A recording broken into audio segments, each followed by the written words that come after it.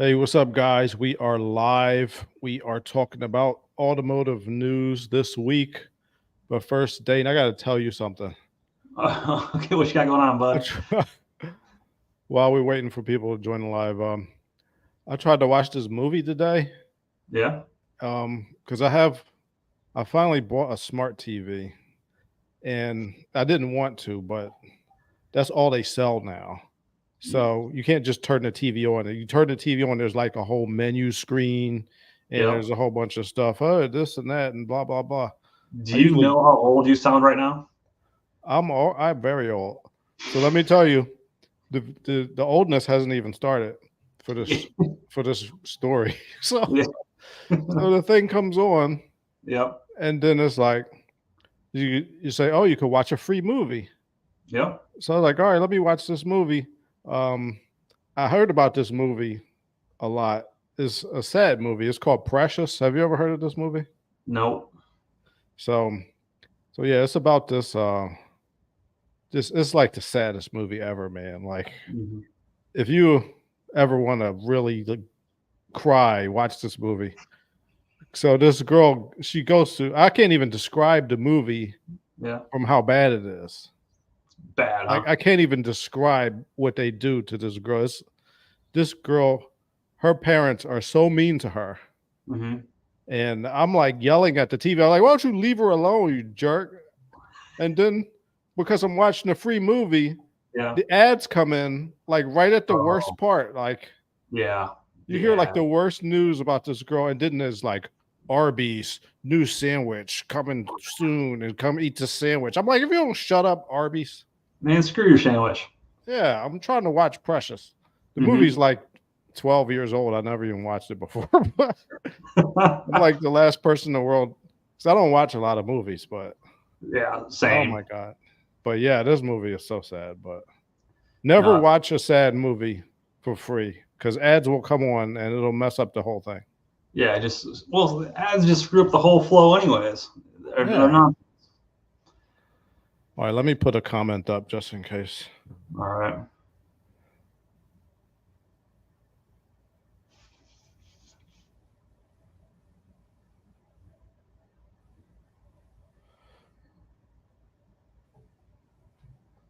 Because I don't think I can see the comments unless I can't see who's in here unless they say something.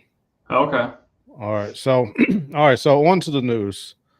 Hmm. Um, so this is Walter Chrysler's great grandson wants to buy Chrysler and Dodge. Hmm. Stellantis says no thanks.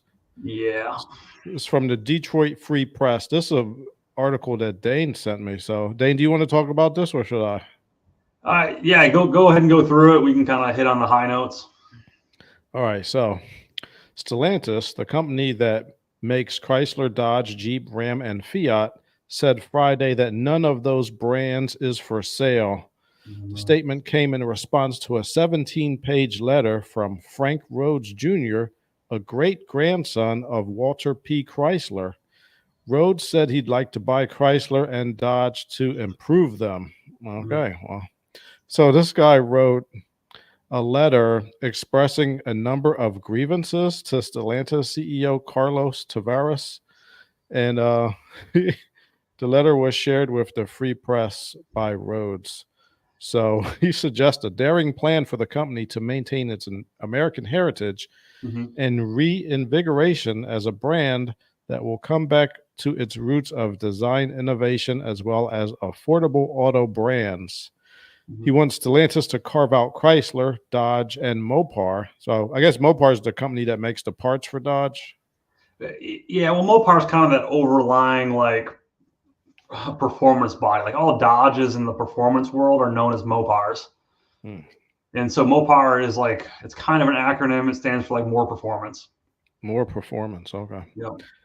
So he wanted the company to allow him to buy the operations, the facilities, and take over the labor force of the three entities. All right. So this guy wrote this long letter about what he would do better. Like this seems, I got to be honest, Dane, this seems very unprofessional. Really?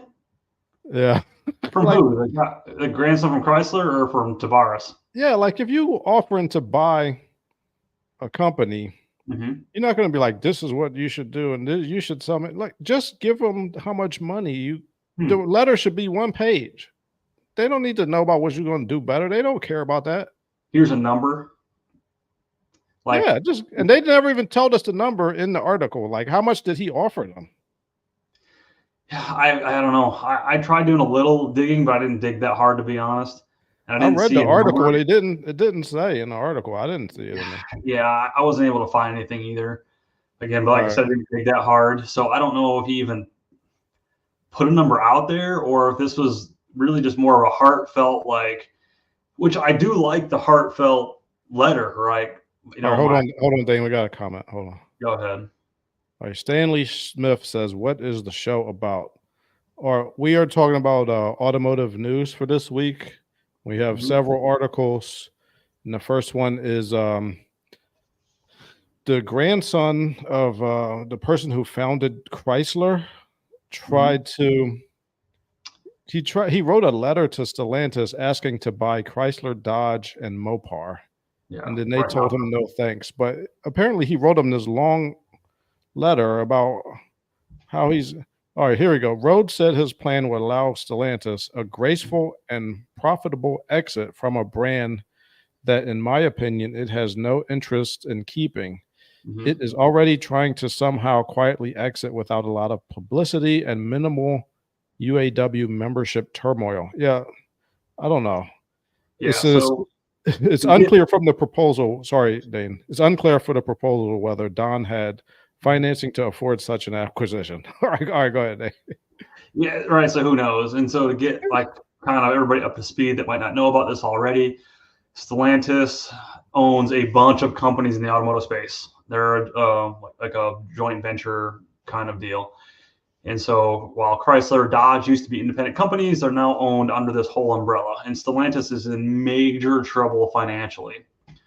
So I think it's awesome that the grandson is reaching out, whether he's in a financial position or not, to make the purchase. I'm guessing he is if he's reaching out, writing this heartfelt letter of like, hey, this is an American company with American roots. We need to get back to those roots and be making cars that these people love and enjoy. And seeing if he's open to that offer and to see Carlos Tavares just say, nah, not even a nice response, just, nah, I don't like Uh, it. I all right, really wait to hold see on. where those guys go. He said he can't see the screen that well. Hmm. Let me try to move it. All right, can you see it better now, Mr. Smith? I had to control plus, and it makes the screen bigger. There you go. I'm professional today, I like it. You got your professional pants on a even though Sunday. we, even though we, even though we were late. You were late. Dana's so professional. He didn't even come last time. Yeah, brand new baby problems. Baby issues. All Yeah, right, so he can hear and I think he can see now. All right, there we go. That's better. So cool. yeah, who the heck knows? I don't. It just doesn't. This doesn't seem like what you want to do. Writing them and telling them what they're doing wrong and graceful exit. Like, this is a mega gigantic corporation. They could care less about a graceful exit. You got to show them the money. You got to. I bet this offer was probably like $10 million or something. I'm sure it was way more than that. I'm guessing the number started with a B. It's Um, better as a big B. yeah, probably a couple of them, but You have to offer them like $50 billion for Dodge. not that much. How much they made last year? Not 50 billion. That's fine. I'm gonna ask the computer. Yeah, and see if you can pull up too the companies that are under the whole Stellantis umbrella. I would assume that Dodge is probably the biggest number of all the companies they have. Dodge and Jeep, those two together Siri, are how much did huge. Dodge make last year in profit? You need to look at general sales. All right, higher price, $20 billion. All right, so There this, you I go. guess, this is all Stellantis. $20 billion in net profit last year. Yeah, That's I think you got to offer. I tried to find out like how you evaluate a business because I'm all my studies are in automotive, so I don't really know a lot about business. But it seemed most people are saying, I don't know, maybe 2 to 3 times what they made last year. Or I know on Shark Tank, sometimes they want at least what your profits were the last year. So you'd probably have to offer them at least 10 to 20 billion dollars. I'm thinking. Yeah, 10 maybe is not a bad spot to be in for just Dodge and Lumber, but that was still Stellantis as a whole. That wasn't just Dodge. Yeah. So let's see if I can. So Dodge and Chrysler and Mopar. See, but as you'd have to factor in Mopar too, because he asked for Mopar. Well, Mopar is like an overarching umbrella again too. So we want to look at the independent brands, Well, but they sell crate engines, right? Those crate engines are high they do. demand, aren't they? Yeah, fairly, but they're not going to be anywhere close to like what they're selling in Ram pickups. Yeah. I don't know. I'm sure whatever he offered them was not enough, obviously, because if it was enough, they would have took it. If there was even a number on it. Yeah, I mean, I don't know. It seemed like a publicity stunt. I don't know what they're thinking, but I don't know. But see, that's the thing, though. Like, we keep talking about like Stellantis being in trouble, and then we talk about how they can fix things with Chrysler, Dodge, Jeep, and Ram trucks, and keep forgetting about all the other companies because those are the companies that are probably keeping Stellantis afloat right now. Because those companies actually make a profit. They're doing their numbers are down from last year, but they're still making a lot of money. Everything else is not making as much money. Lancia is not making much money, right? Fiat's not making much money right now. The sales are not looking good. The margins aren't as good as they should be. And those companies as a whole are just tanking Stellantis. Yeah. Mm-hmm. Well, I remember the last time the CEO was coming to the U.S. to see what's going on. Mm-hmm. Let's see.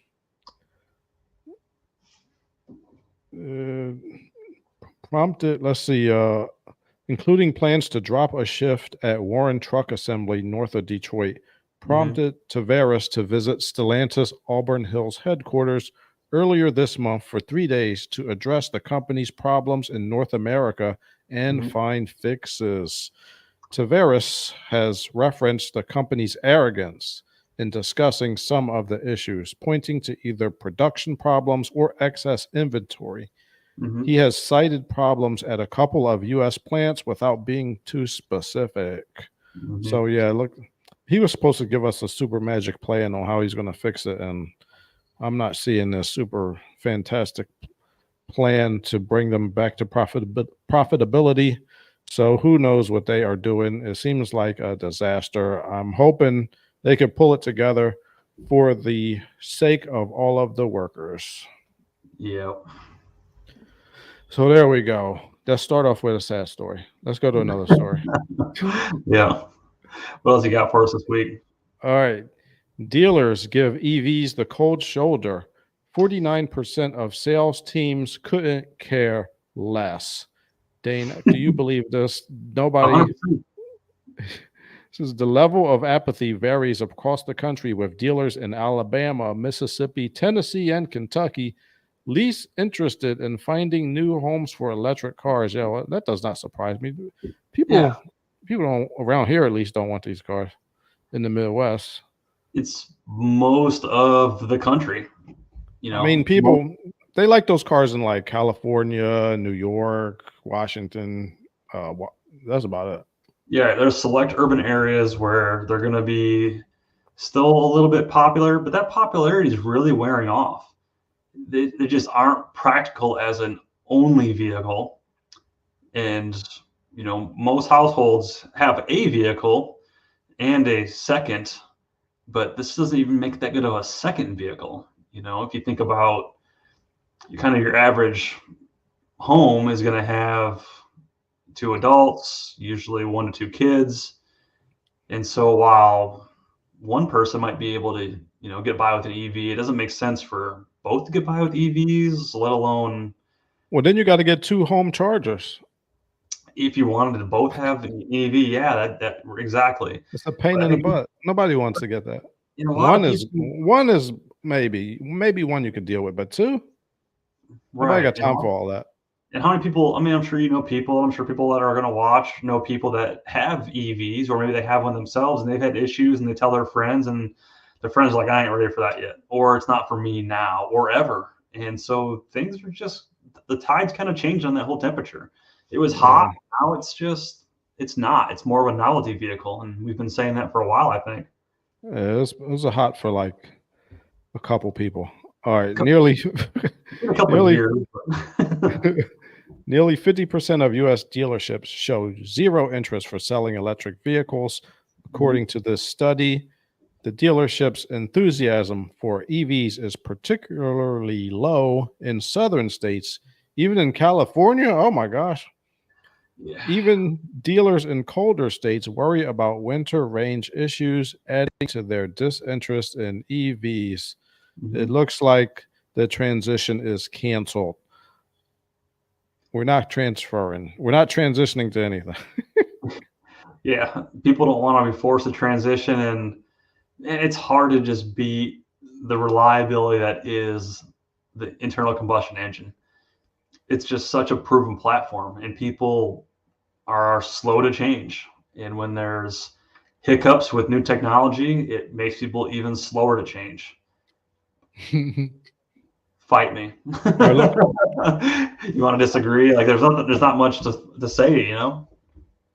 Yeah, I mean, let's see what the comments have to say. Mhm. Let's see.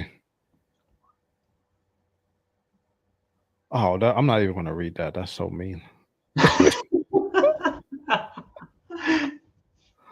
This Uh, is where all the truth comes out. You want to know how the country feels? You just read the comments. all right.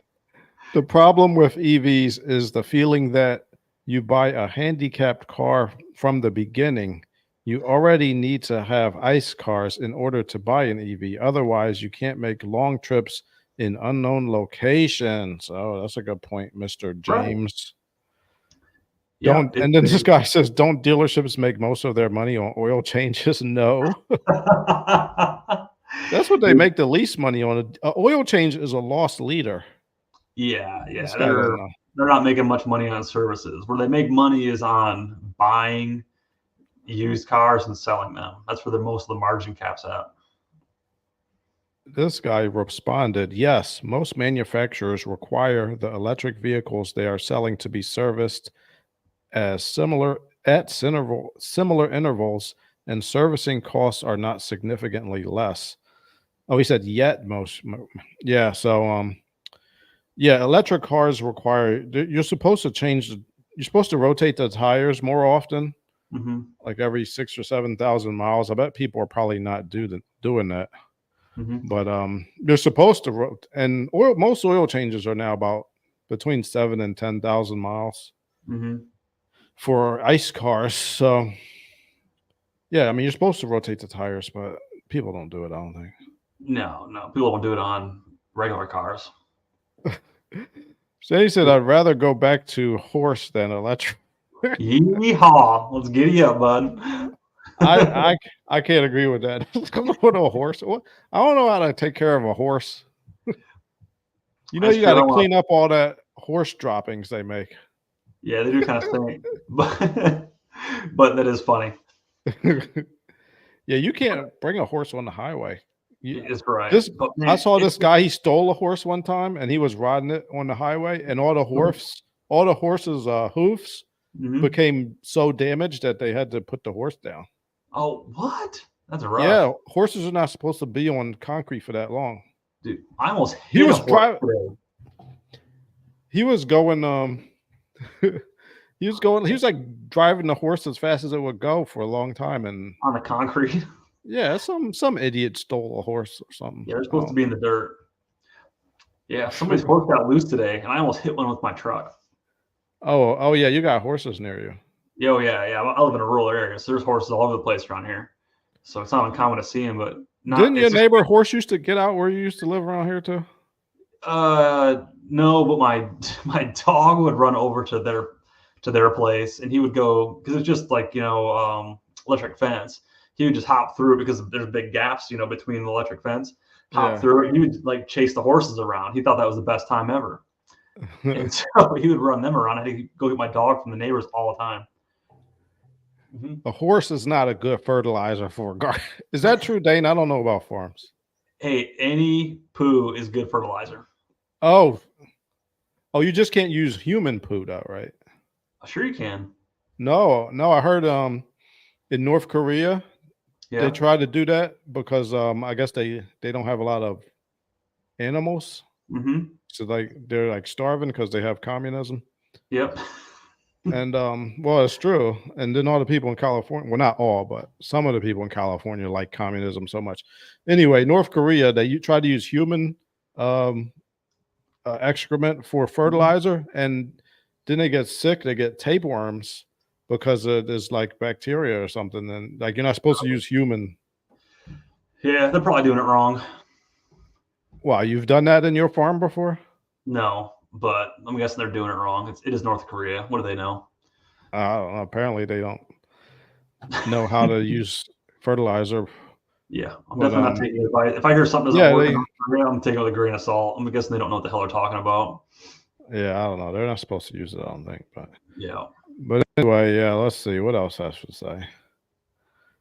This guy says, I don't even want to be next to an EV at a stoplight just in case it wants to, self-destruct. You mean have a battery fire? It's not going to self-destruct. Well, they do have random battery fires. It's not that random, I don't think. No, it's not. This guy just sounds EV phobic. The next guy said, just in case it wants to leave you in the dust. Oh, zinger. Yep. I don't know. I think we just got to share the road with EVs. I mean, EVs were there at the beginning of automobiles. EVs are not new. Right. There were EVs back in the 1800s. Yeah, they're just, if you want to have an EV, great, but don't force. I mean, people liked them back then for the same reason, is that they liked that it was less maintenance. Yeah. But it's just the batteries were really bad back then. They get like 20 miles per charge, but yeah, I don't know. I think they're good for like if you're living in a city and you just got a little car and you just charge it in your apartment or whatever, or if you're living in like the suburbs and the wife wants a car, she just likes it. It's not a lot of maintenance.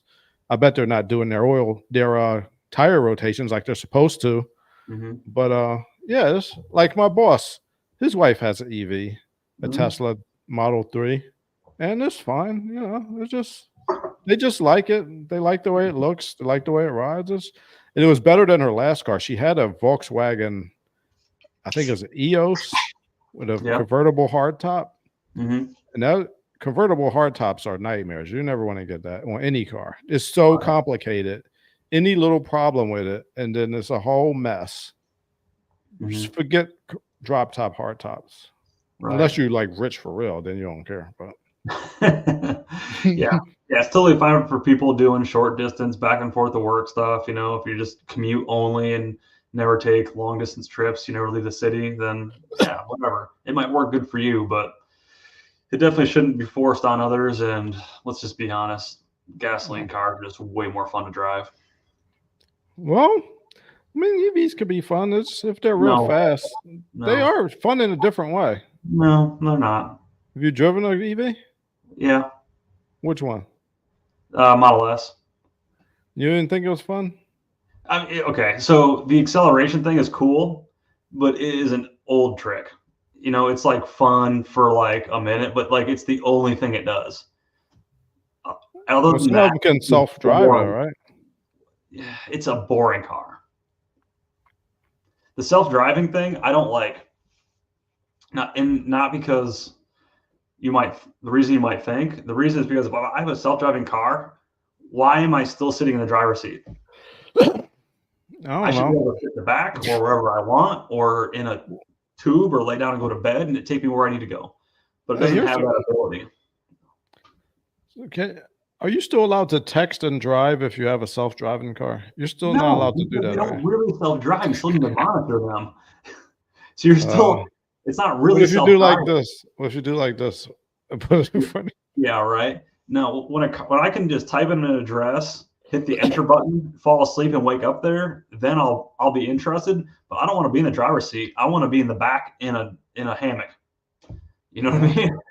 Like I I don't hear want to have to even. I don't even care if it looks like a car. It could just be a tube with wheels. you.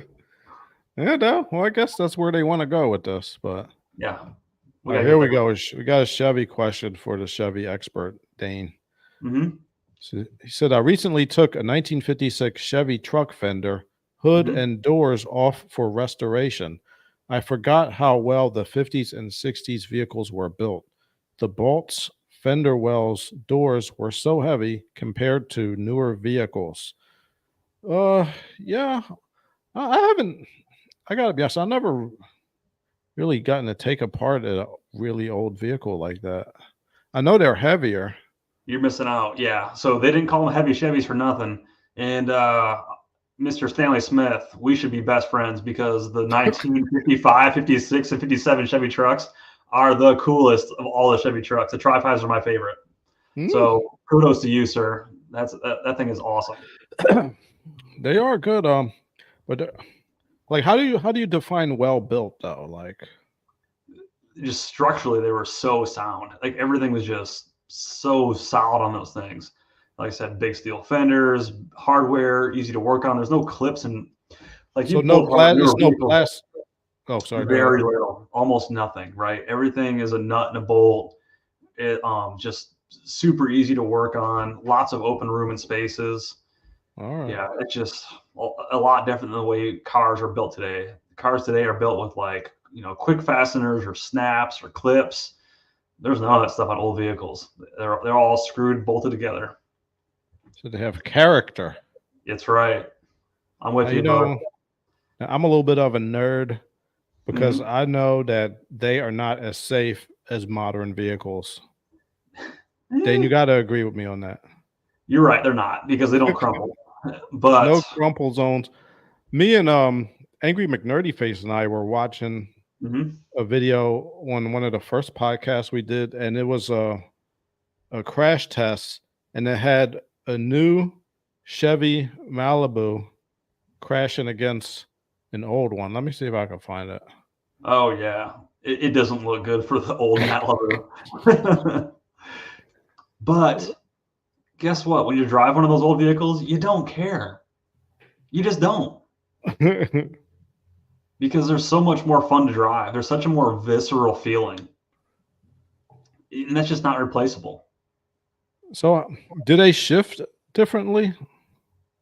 Like, Well, what do you mean? Like, if, obviously, they have a manual transmission, they're going to shift differently. so Um, most of those were manual. yeah, most of those are going to be manual. Although, like the pickup he's talking about would have been a manual only. There's no auto version of that. All right. So, and don't they shift on the column? Like, Some you got to did, some shift them on up the here, floor. right? Yeah, so some had like an H pattern on the column, but most would have Is been it still on the floor in a pickup truck. is that Not all of them, H but most of pattern them. on the column? Yeah, so when they were still manual transmissions, but the shifter on the column, they still would have been an H pattern, like on the floor, but on the column, All right. right? So instead of just like park neutral, reverse, or whatever, it's you're having to like shift up and down this way, over. You're doing that full H pattern for 1 through 3 or 1 through 4, whatever it was. Oh. Yep. All right. So this is the 1959 Chevrolet Bel Air versus a 2009 Chevrolet Malibu. Dane, who Hmm. do you think's going to win We if know they who run it? wins. We know who Huh? wins. It Who? doesn't look good for the Bel Air. All right. Let's see what we have to see. I got to turn the sound off. Yeah. Bow. Yeah, it's not good. Look at that. Look. Oh, look at the A pillar. You got to watch the A pillar in these. It's so bad. Yeah.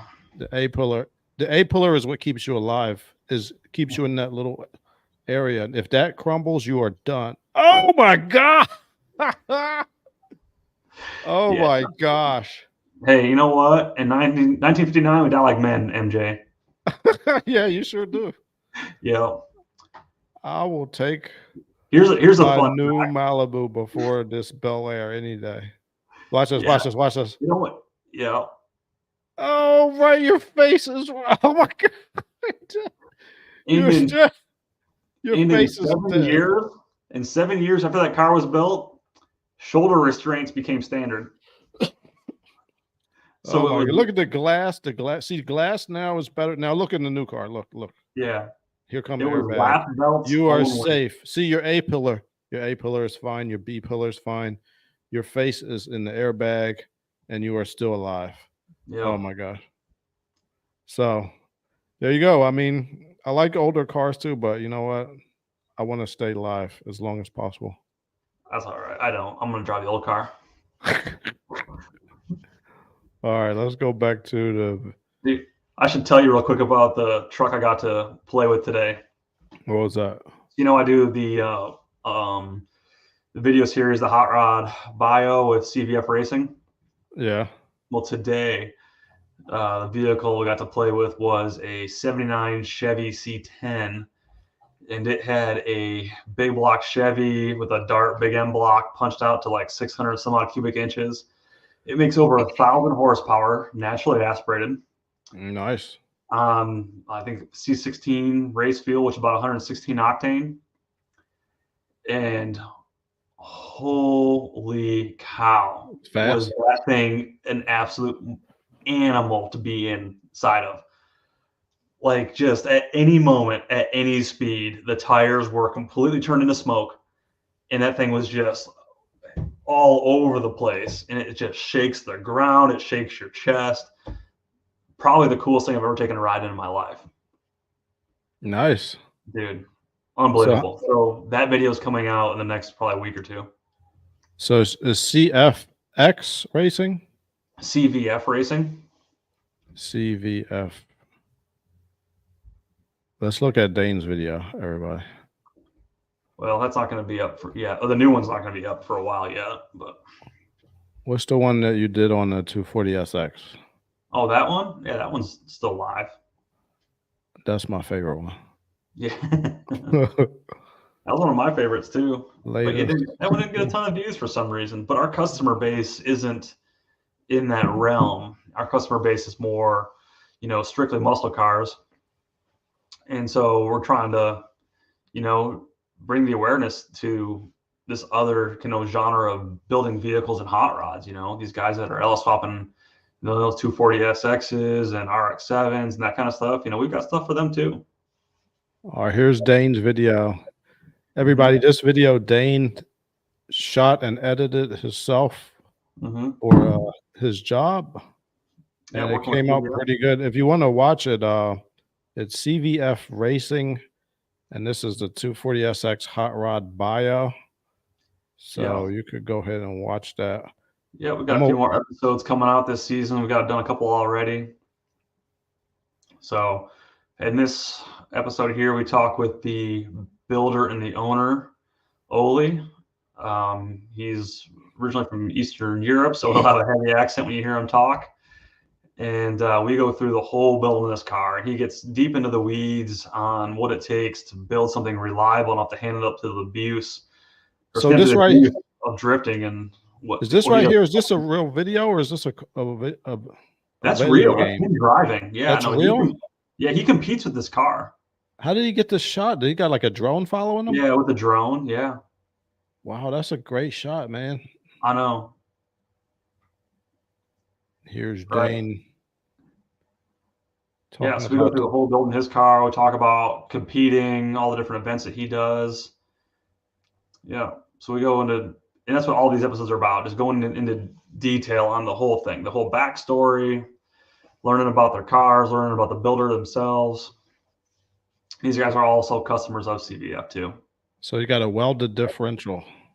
Yeah, he does. That's just the easy way to do it for what he's doing versus doing like a winner's quick change. We kind of hit the high notes and all that stuff too. He's actually using differentials out of Nissan pickups, so they're a little bit stronger than what would have originally came out of the 240SX. Was he using like a Frontier? Yeah, exactly. Oh, look at that! Oh my gosh! Right, look how tight he is. There's a That's shot somewhere in there of him actually hitting a car and knocking him off the track. Because it happens sometimes. It's he's very honest. Like, this is a contact sport. It's not supposed to be a contact sport, but like, it happens. Contact is going to happen. You build these cars to take a ton of abuse. They're bouncing off the rev limiter all the time. So the engines are built super stylish. yeah. Like, Look at all that. They got all your rivets in there. Exactly. Fiberglass back end on it. Yeah. All right, man. That's what happened to all the 240. That's why you can't find one now, because people done destroyed them all. Exactly. Yeah. Oh well, at least they got to be fun. That's one of my favorite cars. Yeah. Yeah. They're I pretty gotta cool. get another one. All right, man. Mm-hmm. All right, let's go to the next story. Let's Sweet. see. What we got? Let me end the screen, present the next one. All right, so we talked about that one. Nobody cares about selling EVs anymore. All right, here we go. The Toyota Camry outsold every other passenger car in America by a long shot. Dane, are you surprised about this? I'm not. How old is this article? Because if you showed me this 10 years ago, I'd be like, oh, okay. If you showed me this 5 years ago, I'd say, oh, yeah, they're still doing it. This Like, it article seems like says it's been an article for 10 years straight. This article was published 7 hours ago, Dane. Yeah, the Camry's been like the #1 selling car in America for like the last 15 years. So I'm not surprised. It outsold its closest competitor, passenger car, by nearly 60,000 units. Yeah. The Toyota Camry took the top spot among all passenger car sales in the United States last year. Of course, if you've been tracking the best-selling cars year over year, you know the Camry's bragging right isn't much of a surprise at all. Yeah, Dane just said that. Yep. All right, so who's next after the Camry? The Model 3, look at that. See, I was going to hide it. Now you saw it. Yeah, you screwed up. I know. All right, the Model 3 is next, and then the Toyota Corolla. Wow. Then the Civic, and then the Accord. Those are impressive numbers. The Camry is hybrid only now. Did you know that? Really? I did not. And the RAV4 is about to be hybrid only too, and probably next year, I think. Yeah, Toyota's going strong on the hybrids right now. Yeah, they're making a lot of money too. That's what people want. Yeah, it seems like that's the trend. Don't go full EV. Go in the middle. They were saying Toyota is going to look at each model and try to evaluate if hybrid only is a good idea for each model. Maybe just one or two, but not all of them. Yeah. Stanley says that's the problem with Chevy and Ford. They keep making mistakes by changing models and designs. Dane, do you agree with that, at least for passenger cars? Yeah, to a point. They have not been able to compete with Honda and Toyota in the passenger car market since the 90s, probably, or maybe mid 2000s, when they really took over, the Japanese manufacturers, that is.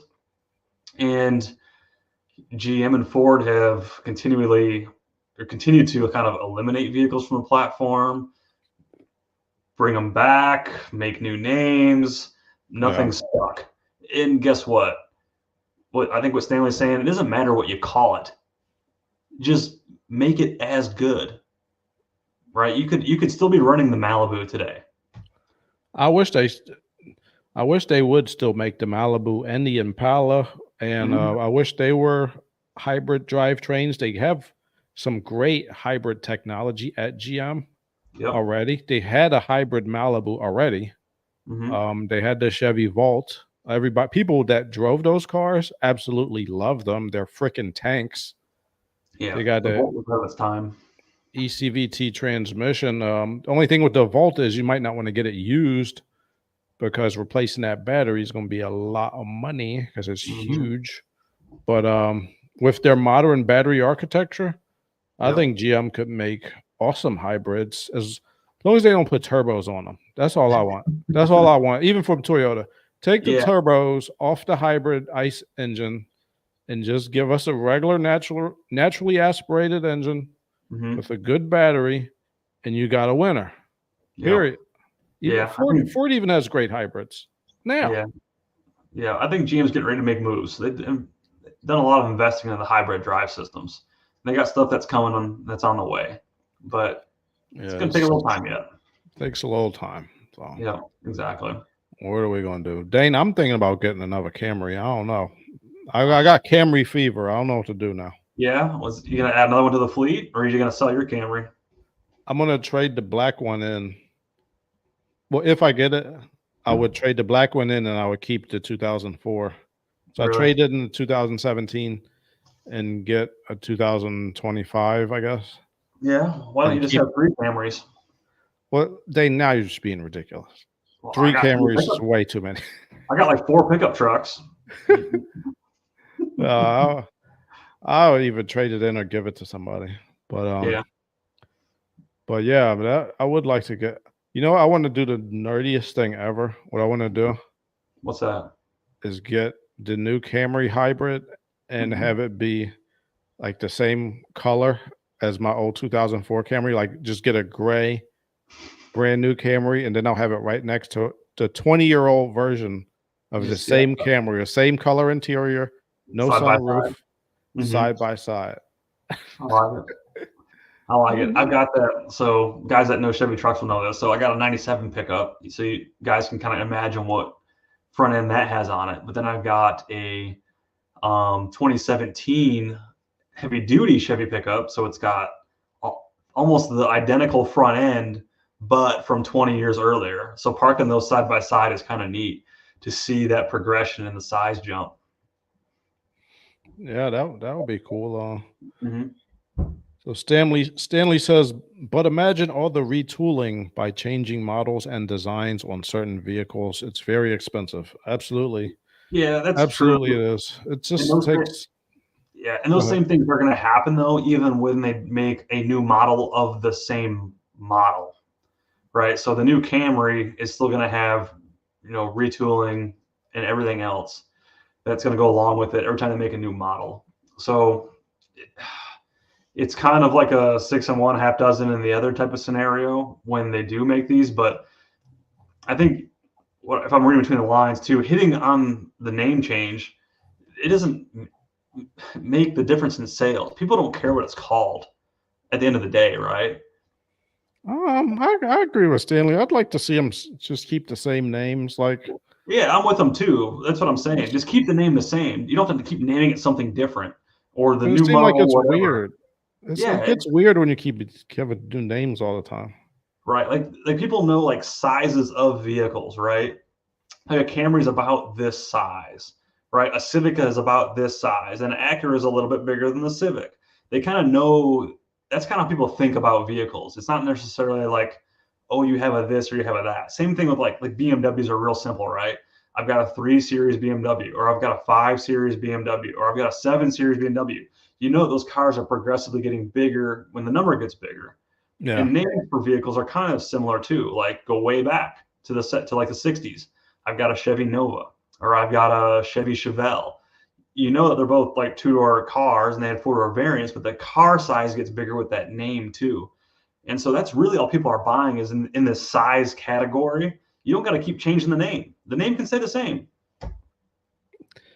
He wants to bring back the Chevelle. Yeah, that would be cool if they brought that back. Yeah, we did a video on that, didn't we? Stanley, we got to be best friends. We already talked about this. What are we going to bring back? The Nova come back. The Nova's got to come back. Hell yeah. I still want the Chevy Celebrity to come back. I'm like the only person in America that wants that. Yeah, you're going to be, keep dreaming, bud. That ain't coming back. Bring back the Celebrity now. Yep. All right. So, yeah, the Camry's selling like hotcakes. I want to buy one and be a nerd. Yeah, Stanley, we were talking about this. I was saying that the Nova needs to come back, but it needs to be like when Dodge released the Demon. And it's like big back tires, skinnies up front, passenger seat optional, biggest engine that they make, made for fucking going fast, just straight line only. like I would be all on that car. I'd be Yeah, all that'd on be it. sweet. I'd be all on it. So what would you rather them bring back, the Nova or the Camaro? The Nova. Nova, yeah.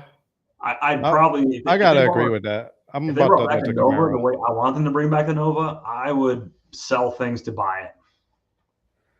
Yeah, you sell yeah. Yeah, You I'm gonna could. start selling trucks to buy that car. They said, what do you think of the new Ford Bronco? What do you think? Dane, you don't usually like Fords, but what do you think of the Bronco? I like them a lot. Yeah. So yeah, the owner of CVF owns one. We make off-road bumpers for it for the front and the rear, and that's in a sub company, or CVF Off-Road, not CVF Racing. But anyways, all under the same family. Mm-hmm.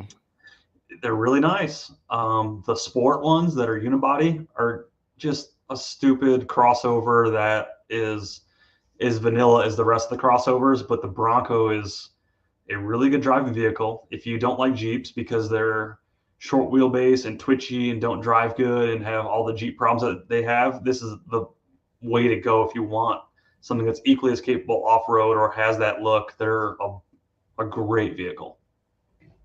So they got the Bronco and the Bronco Sport, is what you're saying? Yeah. And the Bronco is the better one, you think? They shouldn't even be called the same thing because they're that different. Oh. Yeah.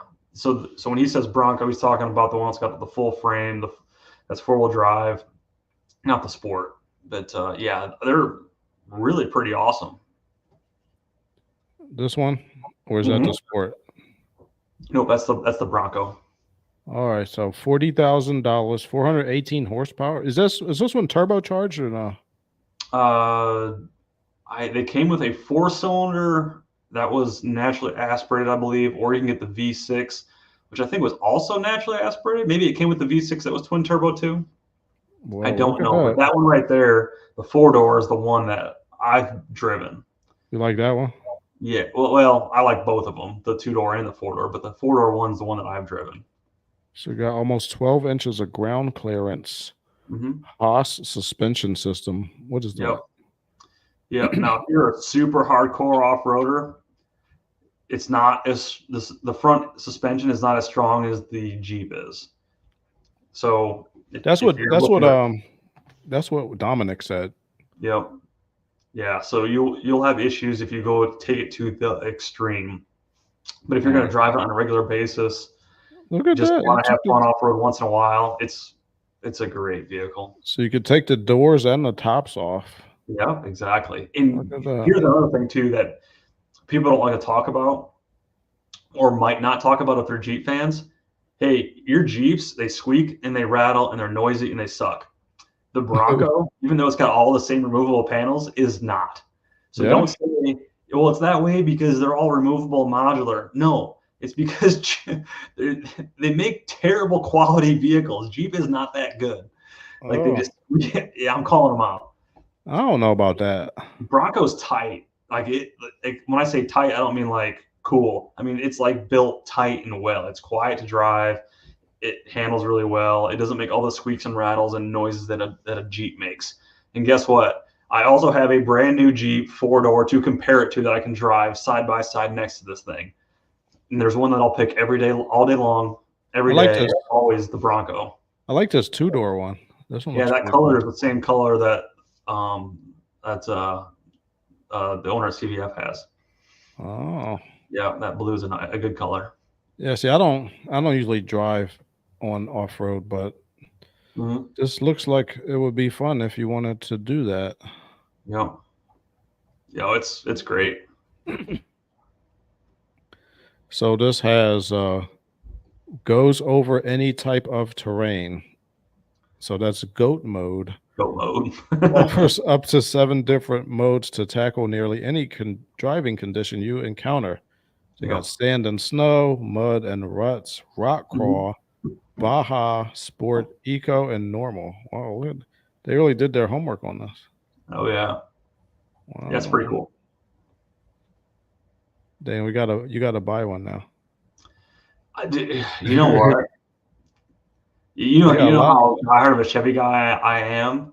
Yeah. There was my wife and I had a conversation about, do we figure out how to buy one of these, because I like them that much. Really? Yeah, like for real. I like them that much. Are these good in the snow? Yes, and everything, They're good in everything. everything. Unless Oh, you're doing like extreme rock crawling, yeah. you might not want this.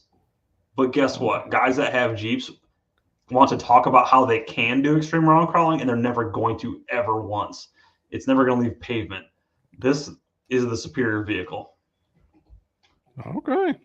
Yep. Well, there you have it. Dane wants a Bronco, and I want another Camry. I want a lot of things. I know, man. Me too. If I was rich, I swear I'd have like 20 or 30 cars, and they wouldn't all be like super expensive, like No, Floyd Mayweather type of collection. Like I just have a lot of regular cars. no, I would buy so many $5,000 beaters. I know, man. I wish I could buy some older cars and like restore them. That's all Like, I would do. If let's say we won the lottery, right? Are you going to go out and buy $1 million car, or are you going to go out and buy a whole bunch of cars that are? You're going to spend $1 million on $5,000 cars, because that's what I'm no, doing. I'd buy $1 million worth of cars, not Exactly. $1 million car. You I'd know, buy $1 million like of parts to fix 30 or those 40 cars and cars. modify them and have fun with them. Yeah, exactly. Bro, I would build, if I got rich, you know what I'd do? Because I think about it sometime. What's I that? would buy my neighbor's house Yeah. and tear it down and build a giant garage with a pool in the back. I'll build a giant, like three or four bays Yeah. worth of space, and I'd have an alignment rack, I'd have a Mhm. tire machine, I'd have all snap-on tools and some Mhm. Matco, and yeah, I would just have a whole bunch of cars, man. Yep. Then I go Yeah. jump in the pool after I'm done Same. Yeah. fixing them. Like this has came up before, right? Like I own 10 vehicles right now, and they're not that much money. Yeah, Average cost of each is probably around $5,000. only expensive cars I'd buy a GTR, Mm-hmm. probably used, and a LC 500 Lexus, and those Yeah. would be the most. That'd be as expensive as I would get. Mm-hmm. See, I Is like those two. buying cars and then making them expensive. Yeah, So like the truck, like the C10 that I'm building, right? That was a couple $1,000 truck. But when I'm done with it, it's going to be worth closer to $50,000. And then I yeah. can buy a bunch of other cheap vehicles and then do that again. All right, all right. Before we leave, Yep. Dane, 10 vehicles would you buy if you had a million or two? 10 vehicles, right off Okay. top. I don't know if I can come. Well, I shouldn't say can't come up with 10. Well, Ford Let's, Bronco's one. oh, well, sure. Yeah. Okay. I like the Bronco. Sure. Let's just throw that in there because it's new and it's Bronco, fresh. But Silverado. You get another Silverado. I would get a new ZR2 Silverado. All I like right. that a lot.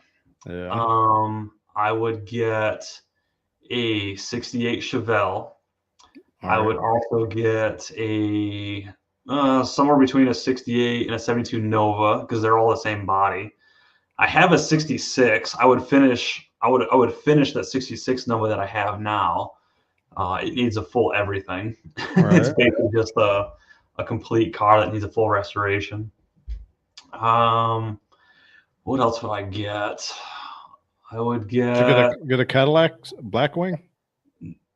Oh, thank you. Yes, I would get a Cadillac Blackwing. What else would I get? I might even get. I might even do the CTSV before the Blackwing, because you could get those with a manual. You can't get the Blackwing with a manual. All right. Would you get any electric car? No. No. Any Why hybrid? did you ask that question? Oh, I thought you might want one in there. Oh, you got What else? Four more. Yeah, um I would get a 72 Chevy C10 short bed, Yeah. blue, Cheyenne with a wood trim on the outside, because That's the best truck that probably Chevy ever made. I would get a Tri-5 Chevy truck, a 55, if I had to pick a specific year that Stanley was talking about earlier. I'll get one of those. Again, don't care about condition because I'm gonna build it anyways. Stanley would get a 1960 Dodge Polara 2-door hardtop. What is that? That'd be cool. It's old muscle car. I don't know what that is. I'm gonna look it up. Yeah, look up a photo. And then I would get an E30 BMW M3. Okay. And then I would also get a E92 BMW M3. And I would get a 930 Porsche 911 Turbo. Porsche. Okay. Am I at 10 yet? I think you're over your allotted.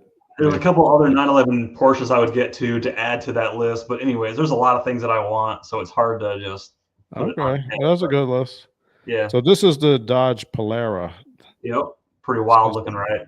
That's wow. Look at them tail. Right. Fins. How cool is that? I never even saw this car before. Are you serious? It's pretty cool though. Yeah, they're wild. They didn't build a ton of them. Different. They didn't. Yep. You said they made a lot of them, or a lot of them. No, not a lot. That's interesting, man. Yeah, that is real interesting. All right, if I could get 10 cars just off the top of my head, the LC500, the GTR. Ooh, yeah. I probably had to get two 240SXs. So that would be the Cadillac LYRIQ. That'll be my one electric car. I like that car. Yeah. They got a cinnamon color. I must have it. I got to get a Dodge Challenger so I could turn it into the Dukes of Hazzard car. Hell yeah. Now we're talking. What else would I get? I've always liked the RX-7 from the 90s. The one from the 90s. The one from Fast and Furious. Okay. Like the 96, 97. Yep. What other car did I always want? I'd have to... You know what I used to have is a Oldsmobile 98 touring sedan. Yeah. Have you ever heard of that? Oh, I've seen them. But it was like, I think it was made in like 1989 or 91. I like that car, man. It was the seats were so comfortable. That's on your list of 10? Maybe. I'll probably go and get one. Just because I want you have lottery money. Come on, let's go wild here. No, and I'd get the new Camry because I like that one. All right. I do like the Benz CLS. That is a guilty pleasure. I like that one. That one, just beautiful. What was that BMW Roadster we were looking at? The concept one. Concept car. That was pretty cool. That one, I like that one.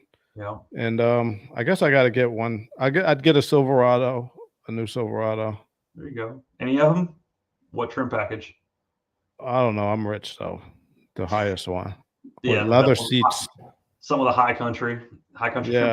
Yeah. Well, my friend, he has a contracting company. he always gets the 1500 with the 6.2 liter engine and all-wheel drive. That's like I think that's the strongest 1500 you can get. Yeah, it's probably so he's getting like the LTZ trim with whatever else. Yeah.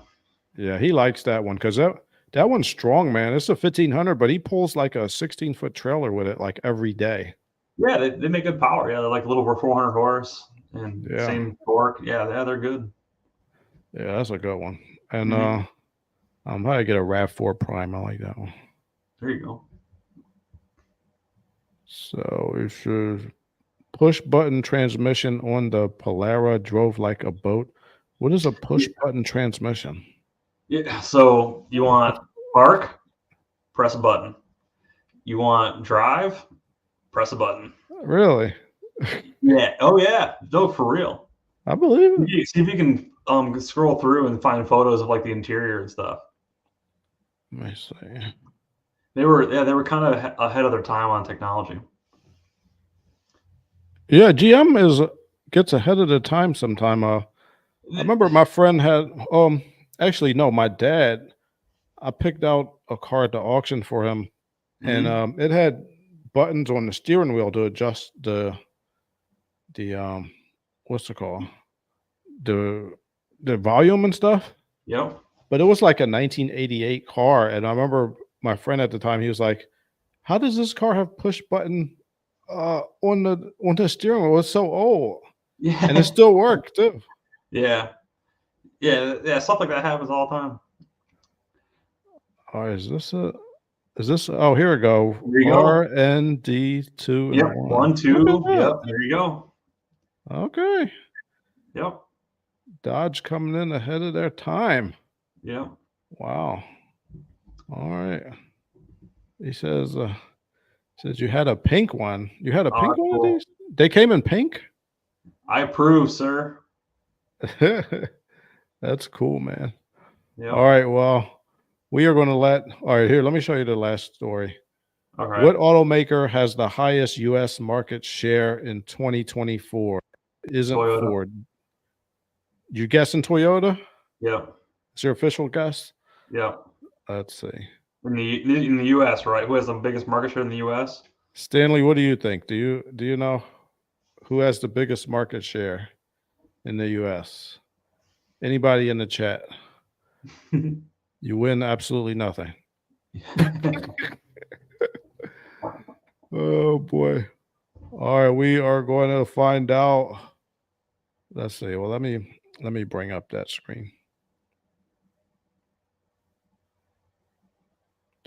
The automaker with the highest U.S. market share in 2024. You might think that Toyota or Honda would take the prize. You'd be wrong. While the blue oval didn't land it, another American automaker did, and guess who it was?